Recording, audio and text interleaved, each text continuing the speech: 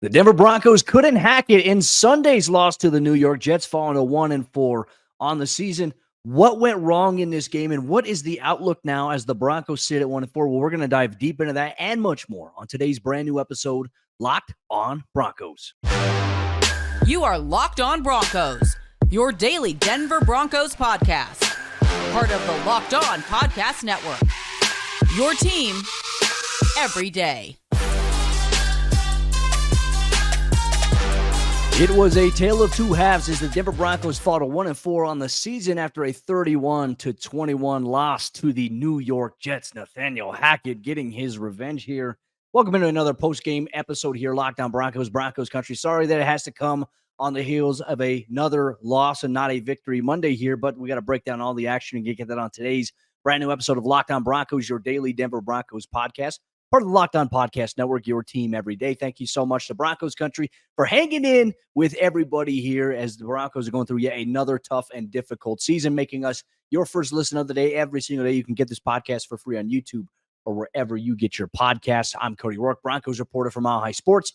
Joined alongside, as always, by Sayre Bedinger, site expert, predominantlyorange.com. This episode is brought to you by FanDuel Sportsbook, the official sportsbook of Locked On. Make every moment more. Right now, new customers can bet $5 and get $200 in bonus bets guaranteed. Visit FanDuel.com/LockedOn to get started. Sayre, another Sunday, another similar outcome that I think we've all been accustomed to over the course of the last however many years that we've been doing this thing here. The Broncos dropped to 1-4 in disappointing fashion, a home loss in a game, to be honest with you, with the way that they started and the energy that they had early on. They shouldn't have lost this game, man, but they just let it get away from them in the second half. I mean, it was really a tale of two halves when we talk about it. Yeah, it was a brutal game to have to go through, Cody. Obviously, I know you were there. I'm pacing around my house watching this game, and honestly, thankfully wasn't holding anything to throw because, man, it is so tough, right? The first half felt like the Broncos were in the driver's seat to the point that, like, weren't really worried about the safety that Russell Wilson got called on him for intentional grounding in the end zone. Weren't really worried about the fact that you didn't convert in the red zone because it kind of felt like maybe the defense was doing a much better job. And Zach Wilson, obviously, you force him to throw the ball quite a bit more, and the Broncos were excelling at defending that in the first half of this game. Even got the Jets to make a huge mistake there right before the end of the first half when Zach Wilson completed a pass in bounds to CJ Uzomah, who was tackled in bounds. Clock expires. All of a sudden, you're like, Nathaniel Hackett, game management, clock management. Second half, oh man, Broncos get the ball to start. And everything was downhill from there. 3 and out to start the second half. Immediately, the next play, Breece Hall, touchdown. And it just felt from that point on, it was like the Broncos were kind of like deer in headlights, just in a total state of shock. Couldn't do anything offensively, couldn't stop the run defensively, and just ultimately it was, like you said, a tale of two halves. The first half really felt like you were in control of this game, but in the second half really felt like it got out of hand quickly. And it certainly did. And look, I know everyone's going to talk about, okay, Nathaniel Hackett gets his revenge. Look, obviously the Jets won, but it wasn't like Hackett won them the game. Essentially, like, he called, like, going to the fourth quarter, Denver was trying to mount the comeback a little bit. All the Jets had to do on third down was hand the ball off. They decided to throw it. Patrick Surtain intercepts the pass there. And all of a sudden, things are like, oh, a little dicey there. But, I guess it could be a Nathaniel Hackett revenge game. If my play call was to hand the ball off to Breece Hall and just let him do work. And it's just like, once again, man, it's just Denver losing in ways that they shouldn't lose. And it's the same story every single week. Just, it looks different. It's dressed up a little bit differently. The pig this time doesn't have just on lipstick. It has a wig on. And so this is just where we're at right now with where this team is at. And it's frustrating too, because look, going back in the locker room after the game, like, this is the thing I don't think fans are going to see a lot of, right? And obviously it's frustrating. The outcome's frustrating. These guys in that locker room, they're frustrated. They're pissed. It's the same story. And that's unfortunately, it's going to have to change somehow. But there's so many different things that go into it. So we'll dive deep into that. A little bit of a comeback attempt by Denver late. Unfortunately, off the right side, I think it was Quincy Williams or something like that came off, sacked Russell Wilson. He fumbled the ball, was scooped up by, I believe it was Bryce Hall. They got a lot of Bryces and Breeces there in New York. Ran it in for a touchdown. That really made the score 31-21. And just unfortunate here for the Broncos once again. And look, there was no downfield passing game in here. Like, we didn't see the Broncos attempt a deep shot once. And look, I can tell you this from the press box. I got to go back and watch the All-22 because so many things happen live. It's so hard to see, especially, on a broadcast. But being at the game in person and watching it, it's hard to keep up with a lot of things. But the way the Jets defense was playing with their safeties, they were playing that too high look and rolling down, like kind of what the Broncos used to be really good at. And they were just keeping everything in front of them. Like, they didn't even try to take any deep shots. I didn't even see any deep routes really being run here by Denver in this game. So to me, it was a little weird because everything was short to intermediate. And look, they got the run game going early on. And unfortunately, we're talking about it here in a loss. But man, Jaleel McLaughlin was the star of the show in the first half. I want to pinpoint this because, right, I'd say Jaleel McLaughlin was probably the only bright spot to come out of this game. Obviously, Surtain had an interception there. But aside from that, here's the most disappointing thing, Sayre, about this entire game, okay? Going into halftime, the Broncos had 183 total yards of offense. At maybe like 9 minutes left in the fourth quarter, they had 185 total yards of offense. So you're telling me through an entire quarter where you're going punt, punt, punt, fumble, you only accumulate 2 yards of offense in that third quarter going into the fourth quarter. Like, to me, it's unacceptable and it's unheard of. And once again, the Broncos are finding ways to lose ugly. And I hate to sound like I'm harping here, but I think it's very valid. How many times, Sayre, do we every single week, right, on social media, we see somebody tweet it out? If you really want to watch some really bad football, turn on the Broncos game, right? That was the Broncos-Jets game today. It was the worst football game that we saw all day. And it just seems to be the theme here for Denver once again. It just, to me, it's the definition of insanity. The same thing every single week, just dressed up a little bit differently. And it is driving me and many others, I'm sure, listening insane, Cody. I know for you as well, just us covering the team, like people who listen to this podcast, obviously they probably know if they've been listening for any amount of time. Like, I am a Denver Broncos fan who provides analysis of the team. I don't try to, just sugarcoat stuff or try to make everything. I try to be positive, Cody. I try to be honest and I try to be real about the way that things are. And I try to, suggest ideas of ways I think the team can get better. Really, what the Denver Broncos feel like to me right now as a fan of the team is like a high school friend. And no disrespect to any of my high school friends, love those guys, but like it's like, hey, they were my best friends in high school. Like, that was my world for a long period of time. And like, I hung out with those guys every single day. We created some of the best memories together. And then we graduated high school. And now it's like, I've been graduated high school since 2008, Cody. So you do the math right there for me. That's my And freshman tell me year. how long it's been.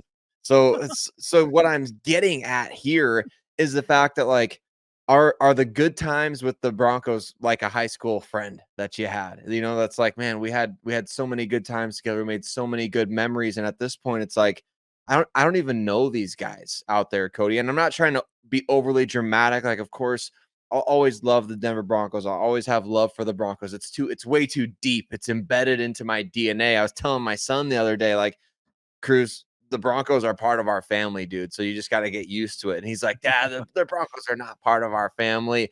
I'm like, yes, they are. Just be quiet and watch the game.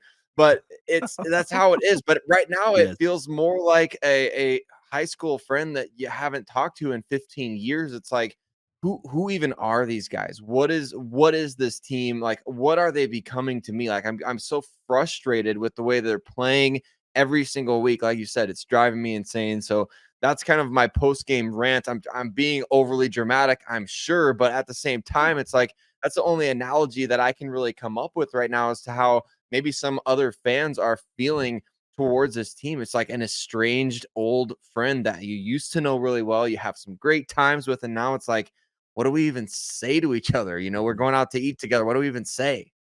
Yeah, well, look, I don't think you're the only one who feels that way because there was at one point where, I mean, Denver was down. I think it was, if I'm not mistaken, 24-13 at one point.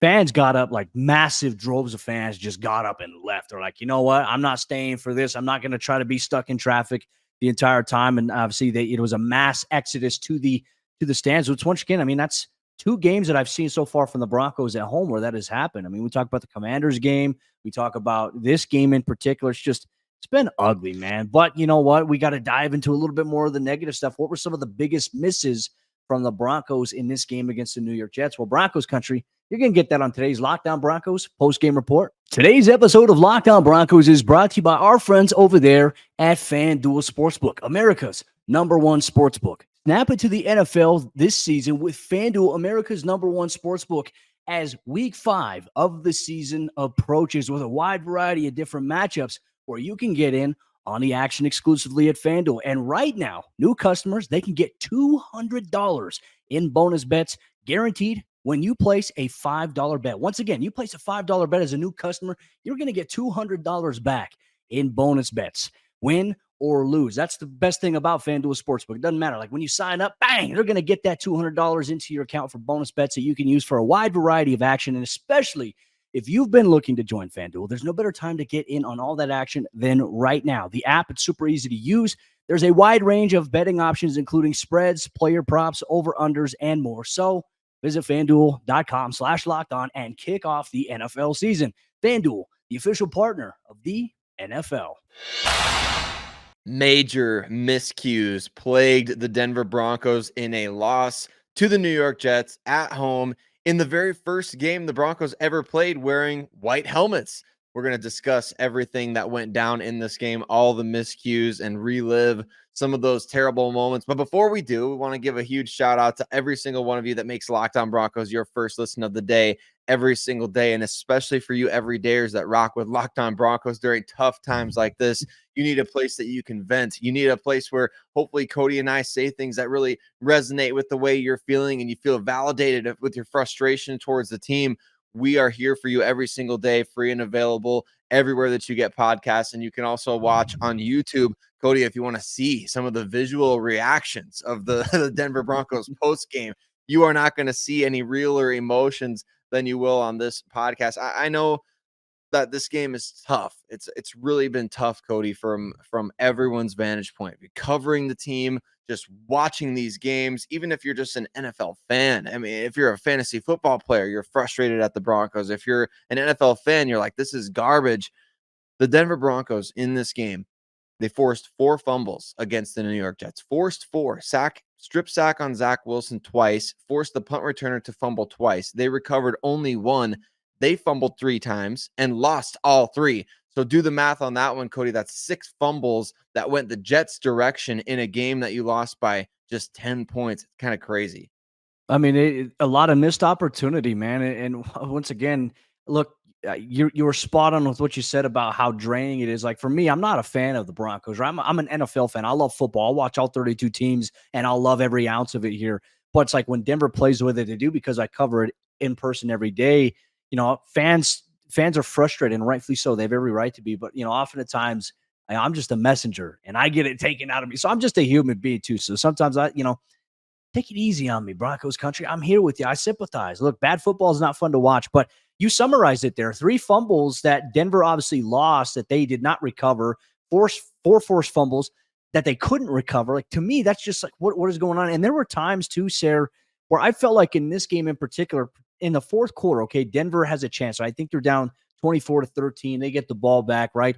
There was no urgency, right? Russell Wilson found Jerry Jeudy for like a big time play down the middle of the field. And then from that point forward, like the offense, they only have 1 timeout left, but there was no urgency. They were not running up to go like, hey, we got to get going. Like, I did not see that. And there were times where they were running the ball there. So for me, I just didn't see the urgency here from the Broncos, especially late in that fourth quarter there. To me, I think I don't know what factors into that. Is that coaching? I'm not sure here. Sean Payton, though, I think we got to talk about this. Sean Payton's comments when he was hired, we've talked about this. When he was hired, he said he wants them to be anonymous donors. He goes on, gets a couple of lattes in the system, which, look, I've gotten several lattes in my system. I never go scorched earth, though. And he let a lot of stuff get out that serves as bulletin board material. And the New York Jets, they've been waiting for it, right? They were waiting for the win so they can give Nathaniel Hackett the game ball, but they could also post on social media. So it's kind of like Sean Payton wants his players to not put their foots in their mouths. Well, what has he done? He has put his foot in his mouth. And now I think it's a kind of soured. A lot of my interaction I've gotten on social media, it is Broncos fans have kind of soured a little bit on Sean Payton. And look, it's like you don't put stuff like that out there. Like, you got to take it on the chin. You got to take the massive L because you said we're not going to do this. You went out and you did that. It came back, and now it looks negatively on the franchise and the fan base. Like, they're they're not going to have any of that stuff. So to me, I think that's something we had to talk about here. But can we talk about the offensive line too? I feel like for a good portion of the season, there's been things that they've done well. Pass protection in this game, in the second half in particular, really kind of faltered here for the Broncos. And that led to a lot of the negative outcomes that we saw, unfortunately, kind of unfold there in the second half with the punt, 3 straight possessions of a 3 and out, and then the turnover there. A lot of really bad pass protection in this game. I saw, Lloyd Cushenberry got whipped. I saw Garrett Bowles get called for a hold. Mike McGlinchey repeatedly getting whipped off of his edge. It caused me to question, Cody. Maybe you get an opportunity to ask this question throughout the week. But look, somebody has to ask Sean Payton, were you guys wrong in your evaluation during free agency on Mike McGlinchey? Because he's part of the reason why you guys are losing games right now. He's one of the highest paid players on the team.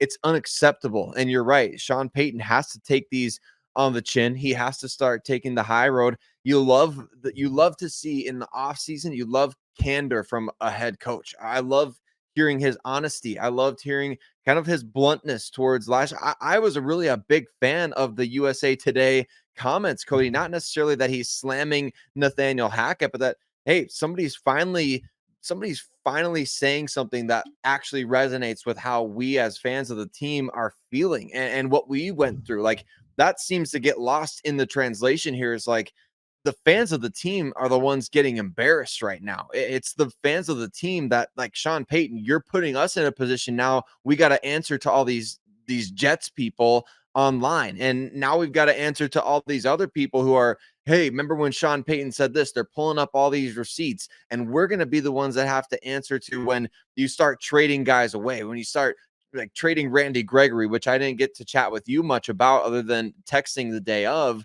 But it's like, it's embarrassing to be in that position as a franchise. Failed free agent signings, busts of draft picks, coaches not doing what they're supposed to do or not doing what they say they're going to do. It's all across the board. It's all encompassing. Aren't the Broncos supposed to be more fundamentally sound now with Sean Payton? Like, isn't that what we expected this team even early on? Okay, even if you're a bad team, you're going to be tougher to beat because Sean Payton's your head coach, dang it. So if teams are going to beat you, it's going to be scratching and clawing to do so. And the Broncos are going to be at least a tough out. It doesn't look like that. I think Robert Saleh, I don't know if it was a fake tweet or not. You don't know what's real or fake anymore. After the game, apparently he said something to the effect of, basically, we should have kicked those guys' butts. We didn't convert in the red zone. On how many attempts did they have? Like, he basically said we should have beat them like handily. We should have blown them out of the water. And they should have. And I'm glad if he really said that, because look, they should have. And the Broncos should hear that kind of stuff and say, look, we got to look internally at the roster. We can't just keep changing head coaches and doing this and that. That's where I'm at with it, Cody. Pass protection, to sum up, was really bad. Well, and look, so many other things too is just I think the game plan, like we talked about, like nobody getting open. Well, it's because the Jets are running a too high safety shell there. They're not even moving Sauce Gardner to cover a certain guy. They're keeping him on one side of the field. And there was a play, he goes out of the game with an injury. You know what I would do at that very instance? I'm saying, the guys up in the box, I'm saying, hey, Sauce is out on this play. Let's dial up. Let's take a shot. Now's our chance to take a shot here. They go and they do the double reverse end around where Samaje Perine even said after the game, he pitched it a little too high to Marvin Mims, fumbled it, and Denver just couldn't capitalize. And once again, like, Denver had just gotten the ball back because they forced a fumble that they had recovered, a big time moment where they needed it, and then they turned the ball over there. So it's just, once again, it was one thing that happens, negative snowball effect. That's where things are at. But Denver's route concepts were short to intermediate. I mean, we would see, like, Russ would look to attack the intermediate, but you got corners playing up, playing a lot of cover 2 in this particular instance, some cover 3 and cover 4. And then he would just throw it short because, look, they're giving him the short stuff. The deep stuff was not there because Denver wasn't running a lot of those deep concepts to set anything up. And at one point of the game, Jerry Jeudy was their leading receiver in the fourth quarter with 7 yards receiving, Sayre. Like, that is on coaching. Sean Payton has got to do a better job of that. And look, he said it after the game. It's on me. I've got to be better. But fans are tired of hearing that. Fans want to see that. And that could lead to what we're talking about here coming up. Now that Denver's at 1-4, there's been some speculation and some reports as of Sunday morning that Denver could be looking to sell here. We'll take a look at what's next. Is the Broncos, they now have a short turnaround to take on the Kansas City Chiefs on Thursday Night Football. You're going to get all that conversation on today's episode Locked On Broncos. Today's episode of Locked On Broncos, our post-game report, is brought to you by our friends over there at LinkedIn Jobs. And these days, every new potential hire can feel like a high-stakes wager for your small business. You want to be 100% certain that you have access to the best qualified candidates that are available. That's why you have to check out LinkedIn Jobs. LinkedIn Jobs helps you find the right people for your team faster and for free. And in minutes, you can create a free job post at LinkedIn Jobs. Then all you do is you add your job and you add the purple hashtag hiring frame to your LinkedIn profile to spread word that you're hiring. They have simple tools like screening questions, which make it easy to focus on candidates with just the right skills and experience so that you can quickly prioritize who you'd like to interview and hire. Make sure you close out the year on the right note with the right team member. It's why small businesses rank LinkedIn Jobs #1 in delivering quality hires versus leading competitors. LinkedIn Jobs helps you find the qualified candidates you want to talk to faster. So post your job for free at linkedin.com/LockedOnNFL. That's linkedin.com/LockedOnNFL to post your job for free. Terms and conditions apply. As we jump into the fourth quarter action on today's episode, Locked On Broncos, real quick, just want to say thank you once again to everybody in Broncos Country for tuning in and making us your first listen of the day every single day. You can get this podcast for free on YouTube or wherever you get your podcast. Thanks so much for rocking with us here. Broncos Country, it does, you lose a game like this, you drop to 1-4. Well, the outlook doesn't get a lot easier here going forward because now Denver has a short turnaround from a very, very physical game. Now they're at 1-4. They got to go take on the Kansas City Chiefs at Arrowhead Stadium on Thursday Night Football. And Sayre, to be honest with you, we look back at the Broncos games this season. You can make an argument if things go right in certain ways. They're maybe 4-1, maybe 3-2 at worst. But now, they didn't do those things. They had a lot of things go negatively in their favor, and they couldn't capitalize. Now they're 1-4. Now you got to play the Kansas City Chiefs, who are just a juggernaut. They're going through their own ups and downs in some facets. They're still loaded, and they're going to be the best team that Denver's faced so far this season, besides Miami. Right. And we're not going to try to be necessarily doom and gloom here on the podcast, but Broncos are facing the very real reality of being 1-5 here in just a couple of days. And they will have a lot of time to kind of think about, hey, what are we going to do? Do we want to get ahead of the trade deadline? At 1-5, the best you're going to be before. I think the trade deadline is October 31, Cody. So that puts us at roughly after the Chiefs game, 2 or 3 more games there in between the trade deadline and that Chiefs game. So yeah. At best, let's say you do lose to Kansas City and you play them again there a couple weeks after that. At best, you're looking at, being 3-5, 4-5 at the trade deadline. And even if you do get to that point, are you not going to sell some of these pieces off when you could get draft compensation for some of these guys and maybe significantly, draft compensation in some of these instances? I don't know exactly what the Broncos are planning, but I think if they do lose to Kansas City, as just about everybody is going to expect on Thursday, I think that will start the process on all right, let's start getting the wheels moving here. Let's get ahead of the trade deadline a little bit. We don't necessarily want to be, compromising good offers that could come in. You could probably get better draft picks for guys with more games left in the season, right? So you've got that 10-day break in between that Chiefs Thursday night game and your next game against Green Bay. The Broncos could look way, way different it's Sunday as we're recording this. 5 days from now, the Denver Broncos could start to be looking a lot different as of that game, that night or the day after the Chiefs game. The outlook doesn't look good based on how they're playing, right? There's a real chance that going into the bye, Denver could be 1-7, at 1-8 at that point. And then guess what? You open up on Monday Night Football in Week 10 against the Buffalo Bills on the road. It doesn't get any easier. And we used to think, okay, maybe Houston's a winnable game, but even Houston's playing some really dang good football right now. They're under DeMeco Ryans. The outlook, and look, Broncos fans have no optimism, and the Broncos haven't given fans any reason to be optimistic here. But Denver could be looking at maybe one of their worst seasons in franchise history. Denver, I'm not going to go that far, but Denver has a real chance to not win a game the rest of the way here, Sayre, because the schedule does not get any easier against any of the teams that they're playing. And that, I think, is a very, very concerning pain point because Broncos fans know me. I'm usually optimistic in a sense okay, here's what they can do to win this game, right? I look at you, just like you, we look at solution-based kind of ideas and strategies where the team can maybe get a win. And it's well, they can't do these things. The things that we're saying, they need to do to win, they just simply can't do it, right? And it's easier done than said, but it's easier said than done. I'm tongue twisted here, but it's just, to me, the outlook for this team does not look very promising. And it's like, you're right. We could see an entirely different Broncos team 10 days from now. But I even think that by the time even week 14 of this season rolls around, I think that this Denver team is going to look entirely different. And there's going to be some changes, and there's going to be some hard changes that I do think are going to come up because Adam Schefter had reported, Ian Rappaport had reported on Sunday morning that, hey, teams are interested. Teams are calling about Frank Clark. Teams are calling about Jerry Jeudy, Cortland Sutton, and that's expected to continue. And then they even said something, Schefter said something along the lines of any player on the defensive side of the ball will be available for the right offer. So it's like, for me, I'm a big believer, like, you need a good cornerback. You need a really good cornerback in Patrick Surtain. To me, I feel like he's the one guy that's probably untouchable there.